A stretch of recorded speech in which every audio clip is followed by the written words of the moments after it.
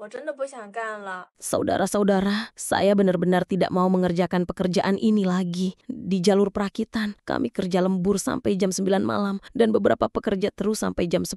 Terlalu sulit berada di pabrik selama 13 jam, dikurangi 2 jam untuk makan siang dan bekerja selama 11 jam. Tangan saya terus bekerja sampai seluruh tubuh saya sakit. Mulai jam 8 pagi, saya bekerja tanpa henti sampai jam 11 siang, waktu makan siang. Setelah makan, saya mulai bekerja lagi dari jam 12 sampai jam 5 sore. Saya merasa seperti berada di jalur perakitan yang sangat melelahkan dengan produk yang keluar satu persatu. Saya sudah bekerja selama beberapa hari, jadi saya merasa sedikit rugi jika saya kabur. Saya memutuskan untuk terus bekerja dan akan pergi setelah 1 bulan. Gaji lembur sedikit lebih tinggi, tapi saya merasa sangat lelah. Saya benar-benar merasa tidak bisa melanjutkan. Saya merasa seperti tidak bisa mengangkat tangan saya lagi dan tangan saya terluka. Saya pikir saya bisa pulang kerja jam 8 malam, tidak berharap jam 9 malam, dan kemudian saya diberitahu akan jam 10 malam. 我真的很恨厂里面的那些主管。 Saya benar-benar membenci supervisor di pabrik itu. Saya orang biasa, bukan jenius. Saya tidak bisa mempelajari semuanya dengan membaca semuanya sekali. Saya hanya lupa menulis laporan. Anda memarahi saya di depan semua orang. Saya baru di sini 5 hari. Anda dimarahi oleh pemimpin Anda, dan Anda melampiaskan amarah Anda pada saya. Boleh saya tanya, jenius macam apa Anda? Anda memarahi saya di depan begitu banyak orang. Apakah Anda pikir Anda mulia dan berkuasa? Anda memarahi saya di depan begitu banyak orang. Itu salah saya karena tidak membuat laporan. Anda bisa saja memarahi saya beberapa kata. Mengapa Anda harus memarahi saya berkali-kali hanya karena saya baru di sini? Karena saya seorang gadis kecil, Anda memarahi saya berkali-kali. Karena saya terlihat lebih mudah digertak, kan?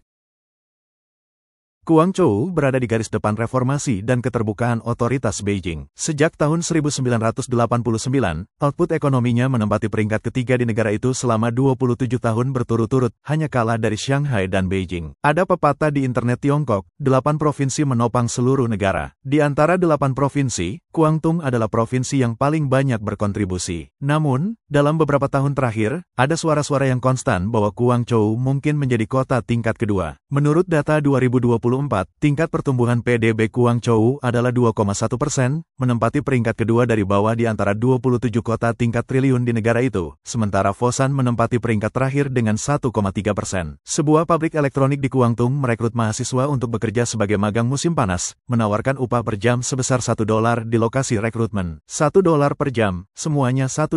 Pasar tidak bagus tahun ini, semuanya $1. Anda bisa melakukannya atau tidak, semuanya $1. Jika Anda ingin harga tinggi, cari bos sendiri. Upah rendah pabrik telah menimbulkan diskusi panas di kalangan netizen. Beberapa netizen mengatakan bahwa pasar tenaga kerja Guangdong tampaknya telah mundur 20 tahun. Analisis menunjukkan bahwa penurunan harga pabrik disebabkan oleh penurunan ekonomi saat ini di daratan dan industri manufaktur yang lesu. Di episode ini, kita akan melihat seperti apa bekerja di pabrik. 今天是小南进厂的第1天。 Hari ini adalah hari pertama Xiao Nan di pabrik. Karena saya telah menghabiskan semua uangnya, saya tidak akan kabur, tidak peduli seberapa sulit atau lelah. Masuk ke pabrik untuk mendapatkan pot emas pertama. Harus bangun pagi untuk pergi bekerja. Kita sekarang siap menerima ujian organisasi. Di sini kami juga memegang sandal dan bersiap untuk memasuki bengkel. Ini pabrik besar. Apakah Anda pikir saya bisa berhasil dalam tantangan ini? Sekarang, geser lencana pabrik untuk masuk ke pabrik. Setelah itu, kenakan sandal saya dan pergi bekerja. Saya bekerja dari pagi sampai jam 12 siang dan kemudian pergi makan. Setengah hari ini terasa begitu lama seperti setengah tahun. Sangat menakutkan. Saudara-saudara, saya ingin kabur. Mari kita pergi ke kantin untuk makan dulu. Untungnya, makanannya enak. Setelah makan, saya harus pergi ke bengkel untuk bekerja lagi. Tidak yakin apakah saya bisa menahannya. Akhirnya, saatnya pulang kerja di malam hari. Saya merasa hidup saya sudah berakhir. 1 hari di pabrik sama dengan 1 minggu di luar. Ini mengerikan. Saudara-saudara, menurut Anda berapa lama Xiao Nan bisa bertahan? 安徽女孩在昆山电子厂。 Seberapa sulit bagi seorang gadis dari provinsi Anhui untuk bekerja di pabrik elektronik di kota Kungsan? Mari kita lihat kehidupan nyata di pabrik. Yang membangunkan saya setiap hari bukanlah jam alarm, tetapi gaji ilusi setiap bulan. Saya bangun tepat waktu jam 6.40. Jika saya tidak bisa sampai ke tempat pencatatan dan saya terlambat sebentar, maka saya tidak akan dibayar untuk jam ini. Setelah bangun, saya hanya bisa mandi dengan cepat dan berpakaian. Ini hampir jam 7. Pabrik kami mulai bekerja tepat waktu jam 8, dan kami harus berangkat ke pabrik jam 7.20. Karena saya menyewa tempat di luar dan tidak tinggal di asrama pabrik, butuh 15 menit untuk naik sepeda baterai untuk sampai ke tempat kerja. Jam 7.40 saya tiba di pabrik. Saya berganti pakaian kerja yang dibutuhkan untuk bekerja di kabinet internal dan bersiap untuk memasuki bengkel untuk memulai pekerjaan sehari. Jam 11 sampai pukul 1 adalah waktu makan siang di pabrik kami. Pekerja makan bergantian selama 1 jam. Saya berada di gelombang kedua karena ada lebih sedikit orang di gelombang kedua dan saya tidak perlu mengantri. Setelah makan, masih ada 40 menit. Sangat mengantuk. Cari tempat untuk tidur siang dan istirahat sejenak. Ketika jam 8 malam, saya bisa menyelesaikan pekerjaan sehari penuh. 200块钱一天的我。$28 per hari. Apa yang saya lakukan di pabrik? Tiba di pabrik jam 7.30 pagi, hal pertama yang harus dilakukan adalah rapat. Isi rapat setiap hari adalah masalah disiplin dan kualitas. Tentu saja, pekerja akan dimarahi dari waktu ke waktu. Kalau tidak, bagaimana bisa dikatakan bahwa setengah dari gaji untuk pergi bekerja adalah gaji untuk dimarahi? Setelah rapat pagi, proses kerja untuk hari itu akan dimulai. Jalur yang saya periksa sekarang cukup ketat, jadi ini adalah jalur inspeksi penuh yang harus dicap. Saya telah menempati stasiun kerja ini selama sebulan, dan untungnya, saya tidak perlu mengawasinya minggu depan. Saya baru saja akan minum air, tetapi bayangan bos saya bergerak dari belakang. Makan di tempat kerja tidak diizinkan. Kemarin, seorang inspektur eksternal dipecat karena makan es krim di lokasi dan didenda $28. Jadi, kami makan diam-diam sekarang karena takut tertangkap jika kami tidak beruntung. Setelah inspeksi jalur, itu harus didorong ke dalam gerobak dan ditempatkan dengan rapi. Jika tidak ditempatkan dengan benar, orang-orang di jalur perakitan akan mengeluh. Singkatnya, pekerjaan sehari adalah mengawasi. Saya tidak diizinkan melakukan hal lain selama jam kerja sampai jam 10 malam. Saya bisa pulang. Apakah Anda pikir itu layak $28 sehari? 今天是进厂上班的第2天。 Hari ini adalah hari kedua bekerja di pabrik. Cuaca sangat panas baru-baru ini. Pagi ini, saya tidak ingin bangun ketika saya bangun. Saya merasa seperti belum beradaptasi. Ini hari kedua bekerja sendirian. Semua orang di sekitar saya mudah bergaul. Ketika saya memiliki pertanyaan, mereka akan dengan hati-hati mengajari saya langkah demi langkah dan sesekali mengobrol satu sama lain ketika mereka bosan. Rekan kerja di sebelah stasiun kerja saya sering berinisiatif untuk mengajari saya cara mengidentifikasi barang. Saat makan siang, ketika mereka melihat saya duduk sendirian di sudut, mereka akan meminta saya untuk duduk. Mungkin saya sudah terbiasa sendirian untuk waktu yang lama dan saya merasa sedikit tidak nyaman duduk bersama dengan beberapa orang, jadi saya masih makan sendirian di sudut. Sejauh ini, saya telah mengulangi tindakan yang sama di tempat kerja dan sekarang bahu saya sangat sakit. Blogger ini adalah mahasiswa tahun kedua. Selama liburan musim panas, dia datang ke pabrik elektronik untuk bekerja. Tuan rumah akhirnya memutuskan untuk makan semangkuk mie instan lagi. Kalau tidak saya akan sangat lapar saat bekerja di sore hari. Suatu hari saya bekerja sepanjang pagi dengan perut kosong dan di sore hari saya hampir kelelahan. Jadi Anda harus makan siang. Siapa tahu, mie instan sudah setengah jalan. Garpu jatuh ke tanah dan bagian ini sangat kotor. Pasti ada banyak bakteri. Saya hanya bisa pergi ke kafetaria untuk mengambil sumpit untuk makan. Setelah makan satu gigitan, saya merasa bahwa restoran bintang 5 sama saja seperti ini. Saya tidak ingin bekerja selama liburan musim panas. Saya ingin kembali ke sekolah. Saya telah menyelesaikan mie instan dan sekarang saya perlu tidur siang 10 menit di kafetaria. Pekerjaan ada di depan, jadi biarkan saya menangkap beberapa waktu untuk tidur siang. Saya baru saja tertidur selama beberapa menit dan mendengar alarm. Saya sangat mengantuk, tetapi kami hanya memiliki 1 jam untuk makan siang dan istirahat. Saya akan terlambat dalam beberapa menit, jadi saya tidak bisa tidur lagi dan harus menjadi sapi jantan. Motivasi yang membuat saya terus bekerja sekarang adalah teman-teman saya dan saya setuju untuk bepergian ke kota Suzhou. Kami pergi ke kota Xiamen tahun lalu. Sejujurnya, sebelum saya bekerja di pabrik, saya menolaknya di hati saya karena saya selalu merasa bahwa bekerja di pabrik adalah hal yang sangat tidak tahu malu. Masuk ke pabrik dengan enggan, saya terpana begitu saya sampai di pintu, karena saya bahkan tidak bisa memesan makanan di lokasi ini. Saya pikir pabrik kecil kotor dan berantakan dengan barang-barang yang menumpuk di mana-mana sampai Tuan Fong memberi saya pakaian tahan debu yang bersih dan rapi dan mengingatkan saya, pakaian Anda salah. Cara standar untuk masuk ke pabrik tidak memungkinkan rambut terekspos. Saya mulai sedikit ragu. Kami semua perlu didesinfeksi sebelum memasuki bengkel, dan raungan besar membangunkan saya.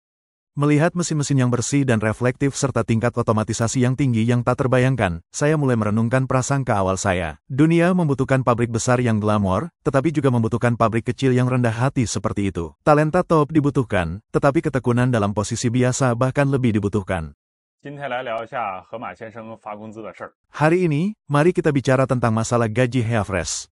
Pada bulan Mei, saya pergi ke Harash untuk mencari pekerjaan paruh waktu sebagai juru tulis stok. Saya bekerja selama 2 minggu, total 12 hari, 7 jam sehari, jadi total 84 jam bekerja. Gaji dibayar kemarin pada tanggal 10. Apa pendapat Anda tentang gaji ini? Izinkan saya berbicara tentang detail perusahaan ini. Gaji normal adalah $3 per jam, jadi saya harus $252 untuk 84 jam bekerja. Namun, pada akhirnya, saya hanya dibayar $245.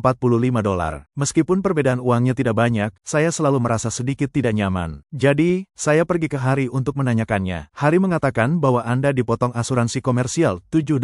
Jadi, hanya ada $245 yang tersisa. Tentu saja, ini belum berakhir. Bukankah saya mengajukan sertifikat kesehatan sebelumnya? Harganya $16. Jadi, $245 US. 16. Pendapatan aktual pada akhirnya adalah $229.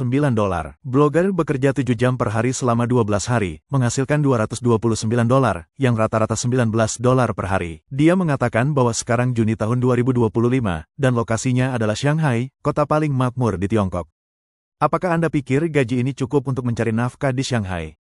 浙江现在根本就没有什么 Tidak ada pabrik di Jiayang yang membayar $350 PER/HOUR, apalagi $390 PER/HOUR. Mereka yang mengklaim $420 PER/HOUR atau bahkan kurang dapat dipercaya. Jangan percaya informasi rekrutmen palsu. Upah normal di Jiayang adalah sekitar $3. Apakah itu pekerja reguler atau pekerja sementara? Pada dasarnya sebagian besar upah bulanan adalah $1. Umumnya, untuk tingkat upah ini, Anda perlu bekerja setelah 2 bulan. Oleh karena itu, setiap orang harus berhati-hati terhadap jenis penipuan bergaji tinggi ini. Setelah Anda pergi ke sana, mereka akan menjual Anda selimut, mengumpulkan biaya pemeriksaan medis Anda, dan kemudian membawa Anda ke kota lain dengan bus. Bagaimana Anda masuk ke jalur perakitan? Saya masuk melalui agen. Pada hari pertama, saya harus menandatangani kontrak kerja terlebih dahulu. Setelah menandatangani, saya menyesalinya karena butuh terlalu lama dan saya takut tidak akan bisa pergi lebih awal. Setelah menandatangani, agen membawa kami ke pabrik dan membagikan formulir file masuk karyawan untuk kami tandatangani dan konfirmasi. Sebenarnya, saya masih berjuang saat ini. Jika ada pilihan yang lebih baik, saya tidak berpikir saya akan berada di sini. Setelah menandatangani, kami dibawa untuk merekam pengenalan wajah yang diperlukan untuk mencatat waktu dan makan. Langkah selanjutnya adalah memperkenalkan situasi dasar perusahaan, jam kerja, dan persyaratan. Setelah pelatihan, saya menunggu pekerjaan diatur. Hari pertama baik-baik saja. Saya tidak ditugaskan untuk bekerja di jalur perakitan, dan saya menghabiskan hari membersihkan konverter steker. Saya tidak berani memberitahu keluarga saya bahwa saya berhenti dari pekerjaan stabil jam 8 pagi hingga 6 sore karena saya takut mereka akan khawatir dan malu. Berjuang di dunia baru adalah keputusan yang Anda buat sendiri. Saya pikir selama saya bisa menghasilkan uang, pada akhirnya itu baik-baik saja. Lagi pula, sulit mencari pekerjaan sekarang, dan Anda hanya bisa melakukannya untuk menghasilkan uang. 下班了，刚刚到家。 Saya pulang kerja dan baru sampai di rumah. Saya bekerja 8 jam sehari, tidak ada lembur dari jam 7.45 pagi sampai jam 3.45 sore, dan saya sampai di rumah sekitar jam 4.20. Saya bekerja di sini dengan upah $170 PER/HOUR dan memiliki 2 hari libur per minggu. Hari ini saya akan berbicara dengan Anda tentang berapa banyak uang yang sesuai per jam. Ini tergantung pada situasi Anda sendiri. Seorang saudari di area umum mengomentari saya bahwa dia bekerja di sana dengan upah $3 per jam hanya di Xi'an. Tapi ini tidak cocok untuk saya. Jika saya pergi ke pusat kota Xi'an, itu akan terlalu jauh dan saya tidak akan bisa mengurus anak saya. Bekerja di sini sekarang dengan 2 hari libur, saya bisa mengantar anak-anak saya di pagi hari dan menjemput mereka di sore hari. Ini sangat cocok untuk saya. Jadi apakah gajinya tinggi atau rendah tergantung pada situasi Anda yang sebenarnya. Blogger adalah seorang mahasiswa yang lahir di tahun 2000-an. Mari kita lihat bagaimana dia mendapatkan pekerjaan di pabrik elektronik Kunchan. Kami naik bus sepanjang hari kemarin dan tiba di Kunchan jam 8 malam. Setelah tiba, kami tinggal di tempat saudara perempuan saya. Saudara perempuan saya menyiapkan sarapan untuk kami pagi-pagi dan memanggil kami untuk bangun.